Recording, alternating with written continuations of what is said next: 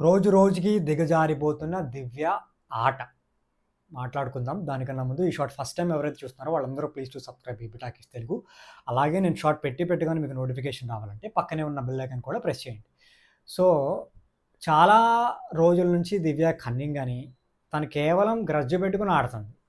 అయితే తనుజ లేదా కళ్యాణ్ వీళ్ళిద్దరి మీద గ్రడ్జ్ పెట్టుకొని భరణి గారిని నెగెటివ్ చేసేసి ఆ నింద ఏమంటారు? ఆ బ్లేమ్ అంతా తనుజ మీద దోయడానికి ట్రై చేస్తుంది.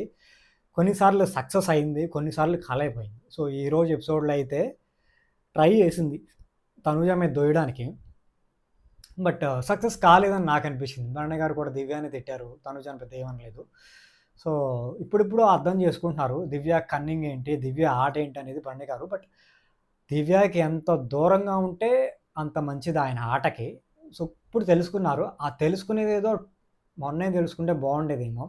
కొంచెం ఆటైనా ఆడేవాళ్ళు. ఆట బానే ఆడుతున్నారు. కొంచెం హెల్త్ బాగోపోయినా ఎఫర్ట్స్ బానే పెడుతున్నారు కానీ, కొంచెం దివ్యకి దూరంగా ఉంటే బాగుండేది. కానీ దివ్య ఆట మొన్న నామినేషన్స్‌లో డైరెక్ట్ నామినేషన్ తనూజని చేసింది కావాలని. ఇప్పుడు ఇన్ని వీక్స్ నామినేషన్ స్కోర్ రాని ఇమాన్యుయల్‌ని చేయొచ్చు కదా! చాలామంది ఉన్నారు కదా ఇంకా. తనూజని కావాలని గ్రడ్జ్ పెట్టుకొని చేసింది.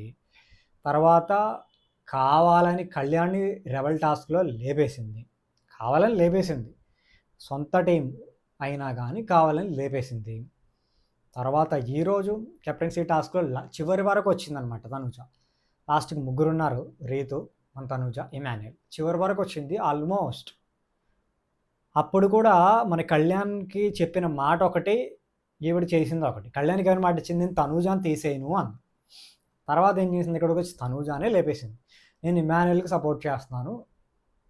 నేను కెప్టెన్ అవ్వడానికి ఇమాన్యుయలే సపోర్ట్ చేశాడు అని. మరి భరణి గారు ఆయన క్వెషన్ చేశాడు. మరి నేనేం చేశాను అని. కాలినట్టుంది, కాలిద్ది. నిజాలు అలాగే ఉంటాయి. మళ్ళీ కళ్యాణ్ దగ్గరికెళ్ళి ఏం మాట్లాడిద్దంటే, నేను నీకు అన్యాయం చేస్తే నువ్వు గ్రడ్జ్ పెట్టుకో, కోప్పడు, నేను ఫీల్ అవ్వను. బట్ నీ టాపిక్ కానప్పుడు నువ్వు నా మీద అలా కోపంగా ఉండొద్దు అంట. ఏంటో అంటే లైక్ ఒక కీలుబొమ్మలు ఆడిచ్చినట్టు ఆడిద్దాం అనుకుంటాను అందరిని. పాపం ఈ వీక్ నామినేషన్స్‌లో లేక బతికిపోయింది కానీ, నామినేషన్స్‌లో ఉంటే అస్సల ఆ బొమ్మ వేరేలా ఉండేది. జెన్యూన్‌గా ఆవిడని నెక్స్ట్ వీక్ నామినేషన్స్‌లోకి రాని, ఆవిడకి చూపిద్దాం.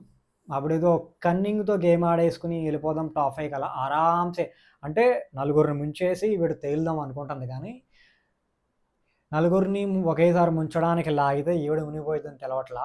సో, ఆల్మోస్ట్ మునిగిపోయింది. ఒక్క లైఫ్ జాకెట్ మాత్రమే ఉంది.